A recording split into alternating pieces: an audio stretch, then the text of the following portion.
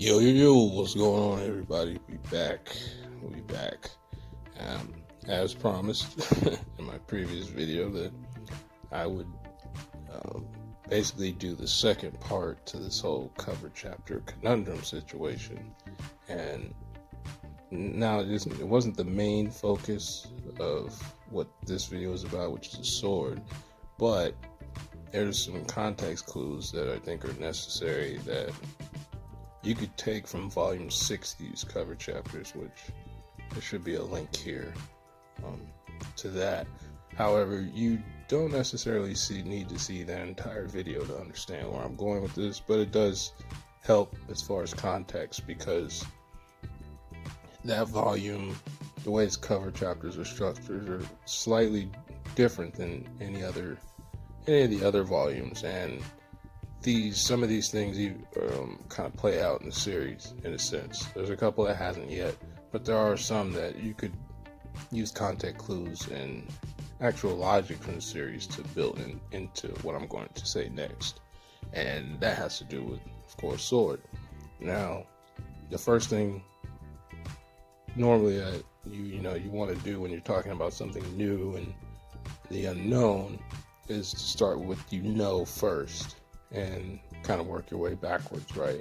So that's what I'm going to do, and we're going to start with the beginning, which in our case the beginning was chapter 956, and there's nothing wrong with that chapter, but it's easy to forget because 957, right, the bounty chapter and all that.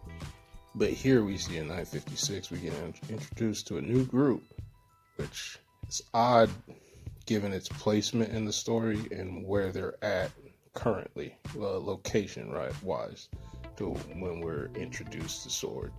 And we'll start with the known members, which so far are just Kobe and X-Drake.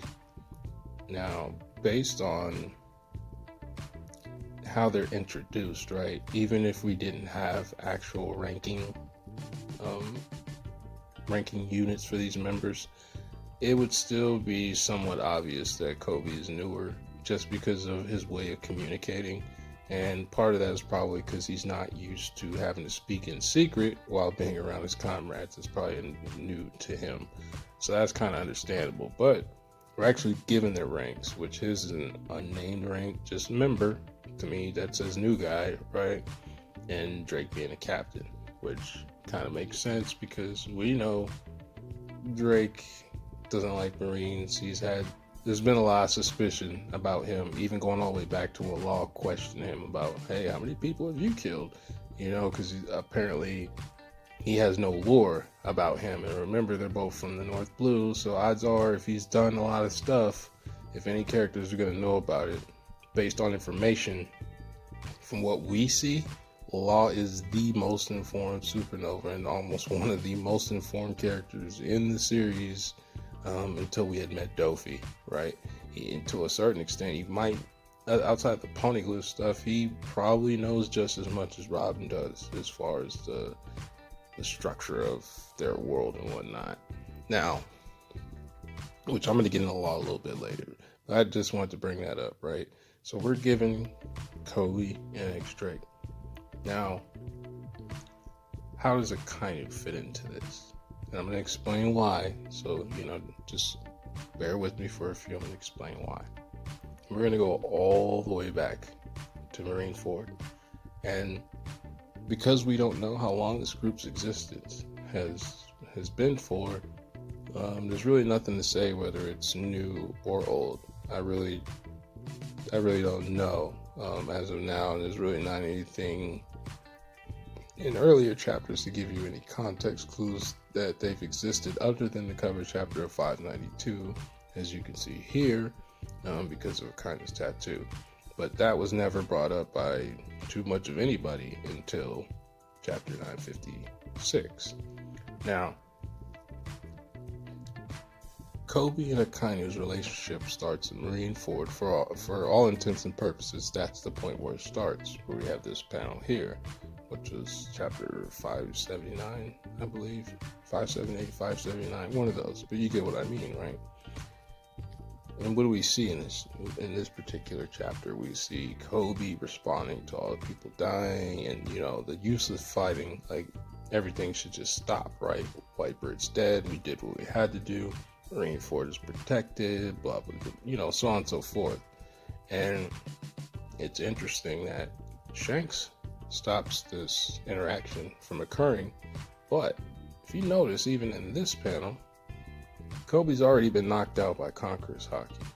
So who's to say that necessarily that if Akainu falls through with this punch, so to speak, that it even lands to begin with, right?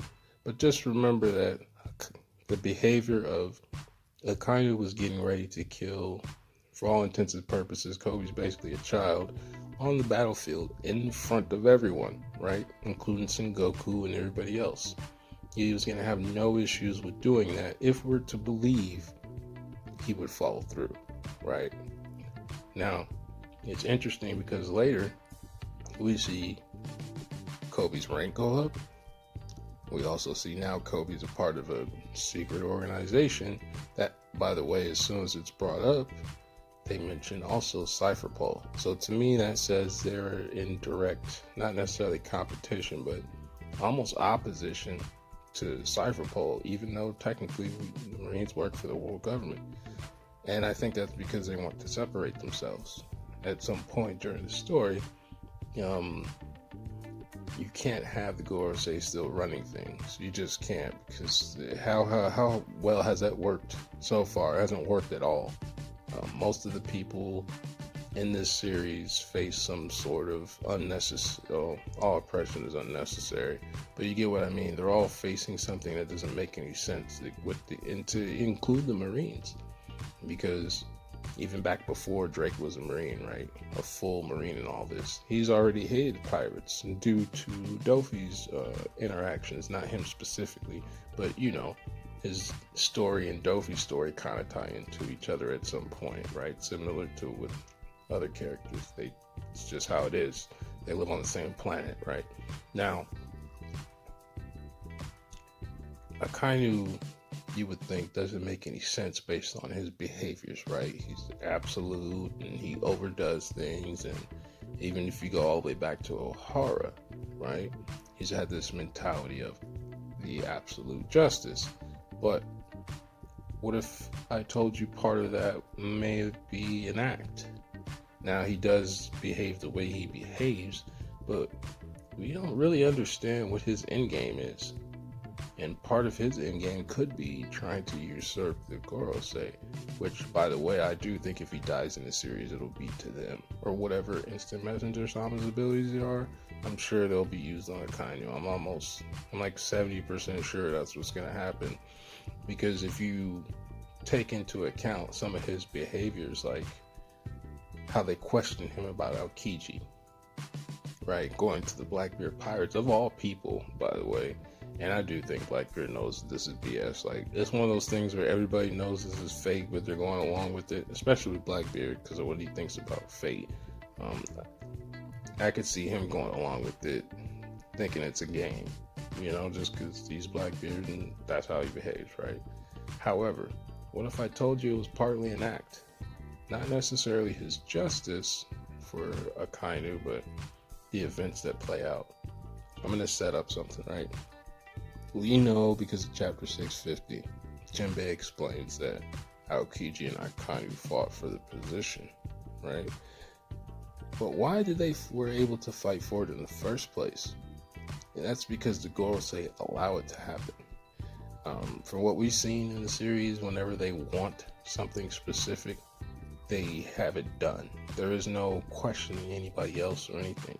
So why with this, something as important as fleet commander, they let them duke it out for the position? Is that out of the respect to the position itself because, or Sengoku? Or is it because they figured that Akainu would kill Aokiji? And that's the first time that they're actually surprised by someone's behavior, in a sense, from up under them, right? We know that, according to what Jinbei said, for as tough as that battle was, Akainu, yes, he took whatever damage to his neck, and Aokiji loses a leg.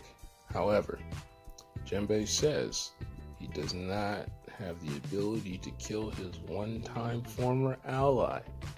Now remember, if you're going just based off Robin's age, Aokiji and Akainu have known each other for at least 20 years or so. Probably a little bit longer than that. And I do think because of the small age gap with them, there could be a point where Aokiji kind of looked up to Akainu until he realized, hey, this guy's out of his mind. Hence why he went from blazing justice to lazy justice. That might be part of the reasons, because it's never really explained how that situation occurs or whatever.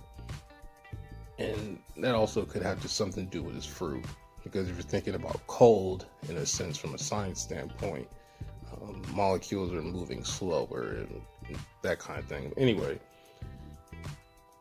the fact that it kind of doesn't kill him, and then his very next action for Aokiji is to go to the Blackbeard Pirates. When the Gorosei question him about this, he doesn't really even seem to be that bothered.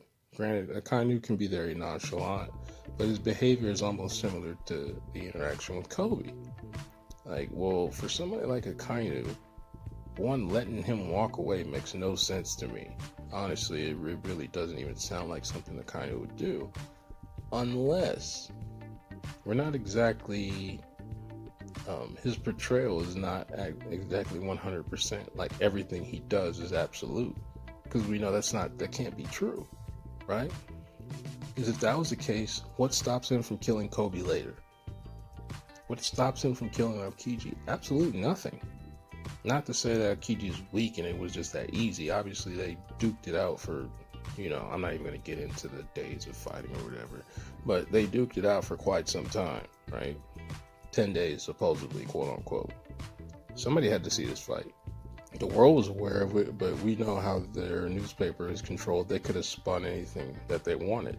But let's just say this fight was visible. At least by the Gorosei, more than likely. Cypher Pole, somebody was there to see this go down. And I think you need to show blood. Like, you have to. Or else you're not convincing anybody. So they may have started this plan almost, let's say, before the story started. That's how long they've been like, hey, we need to get away. We need something separate, marine only. That's why the Cypher Pole was brought up. Not just because they're probably dealing with the Orochi and Wano, but because they're, like I said before, they're their direct opposition to S.W.O.R.D. S.W.O.R.D is probably only going to be Marines, which would make sense, right? If you're thinking about the end game of this story, you can't have these guys in power, the world government. You can't have the Gorosei in power, Instant Messenger Sama. You just can't. You can't have it. Nobody is happy in their world. Nobody wants to pay this royal tribute BS and this whole slavery thing. Nobody likes any of this stuff. It's not, people are making money off of it, but most of the people in there first are unhappy. If you notice, everywhere they went, so everyone is unhappy about something. And it's not like BS stuff to be unhappy about. Their lives are terrible. Look at the Goa Kingdom. Like, look at Alabasta. Even Skypiea, until, Enel disappeared, they lived in fear. Look at Wano Country. Look at Fishman Island. All these places, all these people are oppressed and they're unhappy. And part of it is a directly proportional to the world government being in power. And these so-long called 5-star elders who bend the knee to Instant Messenger Sama. So I do think later on in the series, if Akainu dies, it's actually not because of Luffy or Sabo or anything like that. I actually think it's the Gorosei or Instant Messenger Sama who wipes him out. Because to them, they don't even see Blackbeard as a real threat for whatever reason. Like, yeah, they raised this bounty, but let's be real. If the Gorosei really thought Blackbeard was that big of a threat, I think they'd almost, I don't want to say go take care of it personally, but it would have been taken care of. We see that there's now, because of Shanks, that there's interactions between the Gorosei and Yonko, and I can't assume that Shanks is the first time that they've spoke with a Yonko before, seeing as how technically they're the ones who have the final say on when someone's declared a Yonko, and I'm not, with the exception of Luffy. Now, I'm not even going to get into that, but just remember that correlation, right? So why would Akainu do this is the other question. Why would he let Aokiji walk away with all the information that he has about the Marines and how they operate and all this stuff that he knows, because he's been around for a very long time? If he was there for the Buster Call, anybody who was there to deal with the Buster Call, I would assume the Gorosei would want 100% tabs on it at all times. Now, when we're talking about Aokiji and his behavior, he's somebody that we could see being in S.W.O.R.D because of how he behaves for standing up to against Akainu. But let's not forget, just because Aokiji saved Robin 2 times, by the way, he also killed Saul, which was supposedly his friend, comrade, however you want to word that. He still killed his own. And that's something that we haven't technically seen Akainu do.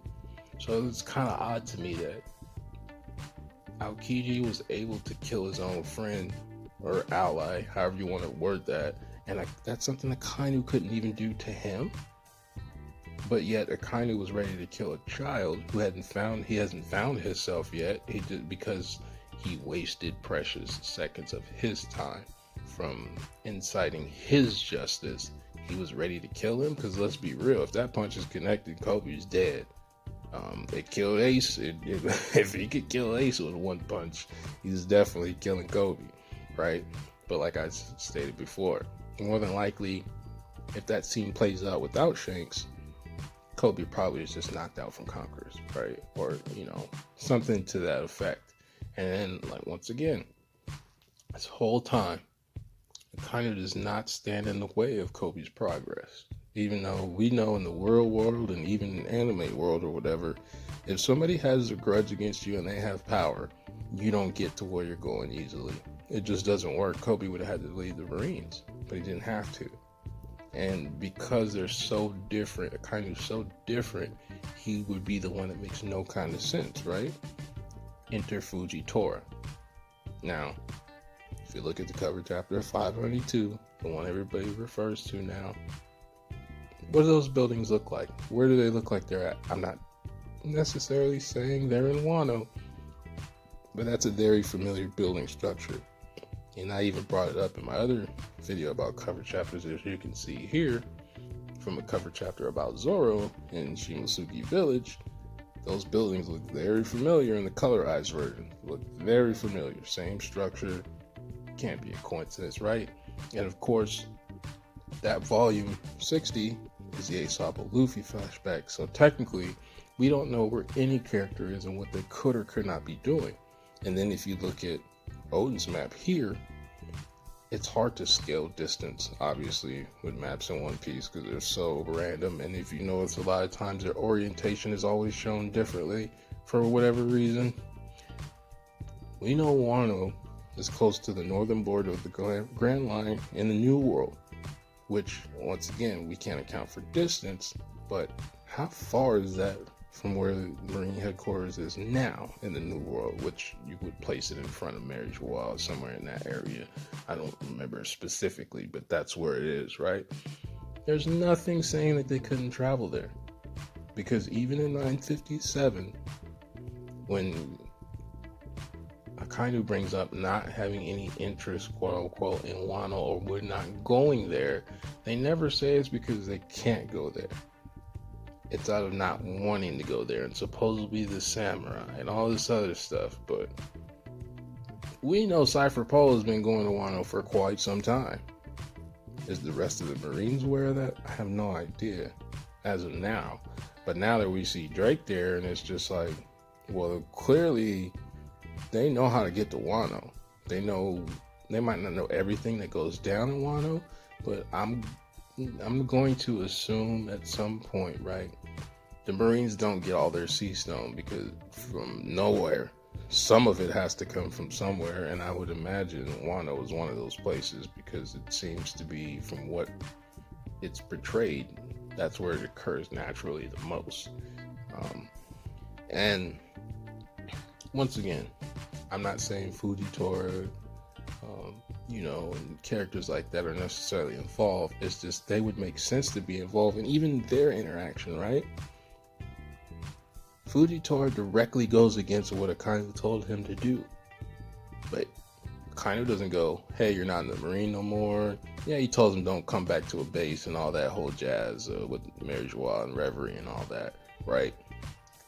But if you remember, Akainu was not angry that Fujitora succeeded in getting rid of the warlord system. To a certain extent, you could say he was grateful for what he did. He didn't act like it at the time, but if you go back and you read that interaction, he's not like, oh man, the warlords are gone. If you notice, after the warlords gone, they're on the move. They're on the move right now. They're on the move doing something. So clearly, whatever his so-called beef with Fujitora was, it couldn't have been that great. I just think it's one of those things where he's putting on airs because he knows the Gorosei see all of this. Yeah, I'm not sure if he's aware of Instant Messenger Sama, but they deal with the Gorosei. The rest of the world are not aware of how much control. They just think, oh, the 10-year Bito, but they don't really understand like how we, the reader, do, right? And I think from Akainu's standpoint, he may be tired of this already. Given what his backstory probably is, he's probably tired of these guys. He really is, because they get in the way of a lot of stuff, and they let the underground do their thing, and Cypherpole and that whole thing. And we know Akainu doesn't really care for Cypherpole. That's not even... He doesn't like any of these situations. Part of it, you could argue, well, it's because it's a part of justice that he can't be absolute about. But I think in another sense, he just understands this guy's like, nobody in the Marines that we care about, right, have liked the Gorosei so far. So far. Or the Tenryubito, Bito, which they're one and the same, right? Garp doesn't like them.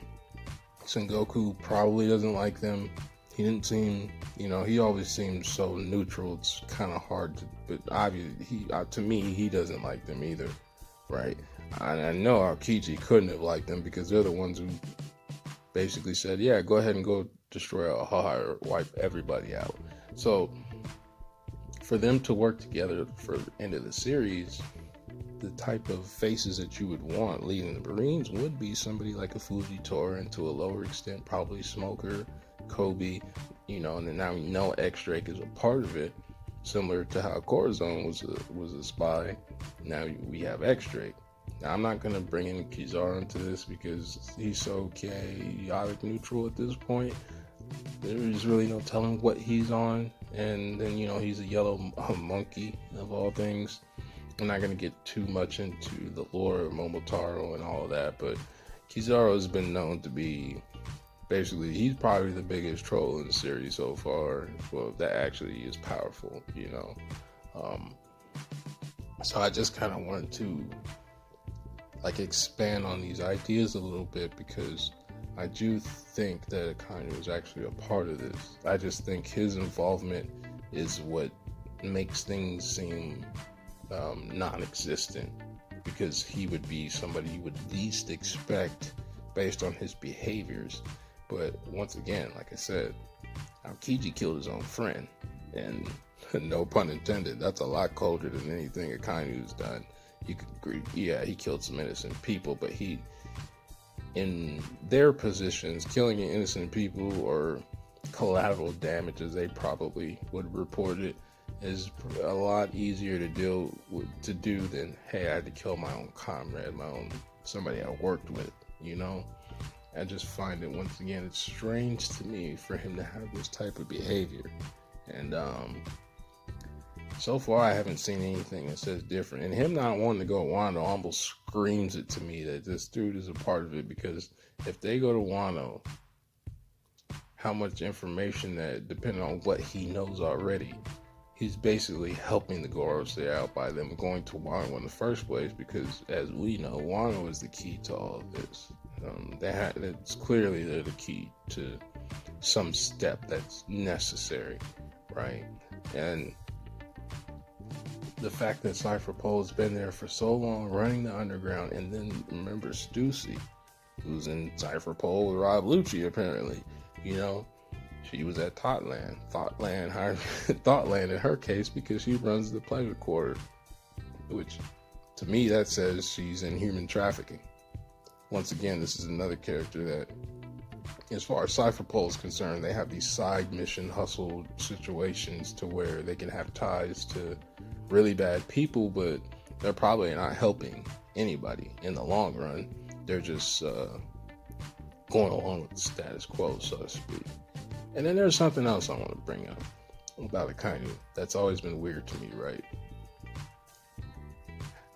Even though we don't know how, we see Bonnie at Reverie, which means at some point she escaped the government again. Or did she? What if Bonnie never made it to the hands of the world government? Because in that interaction, right, Akainu could report whatever he wants. Who would believe any different if they didn't see it for themselves? You think they're going to believe Blackbeard? Oh yeah, I turned over Bonnie to you guys. No one's there to prove anything. He could have let Bonnie go at any point in time. And I would assume that for all the protection they put Ace under to make sure he doesn't go anywhere, clearly the Gorosei want her for her ability. It's tied to something. And yet she was able to slip away free and be in Mary Joie, of all places, just roaming around free. Like it's no big deal. I understand with her fruit why she would think she'd be able to do that. But once again, it's another situation. Unless she escaped before Reverie and we didn't know, but it's just like every time somebody gets captured, right, we just assume they go to Impel Down. Right? So how did she go? Either kind of took her straight to the Gorosei, or Impel Down and something happened in between there. You see what I mean? It's leaving too many holes. So to me, it says she never made it there in the first place, and Akainu is up to something. Because we have another situation that's very questionable where his absolute justice, there should be no way that Bonnie is free, and yet she is. So, once again, just look out for Akainu and his actions coming up, because even though he's been proactive with some of his behaviors, some of the stuff in the past kind of doesn't add up now. I'm thinking back. And I just want to expand on that a little bit and just tell me what you think. What have you seen from him? And I'd like to know if you think, oh, there's no way. And I want to, let me know why. Because I'm actually curious on this whole situation as a whole, because I'm thinking more in the series game, I guess. And not necessarily something that would be solved in the next few chapters. But at this point, you might as well put him in S.W.O.R.D to me, and that, like I said, even without that cover chapter, there's so much other stuff. It's just, that is kind of funny. Anyway, get back to me on that, and another video coming up soon. Take it easy. Peace.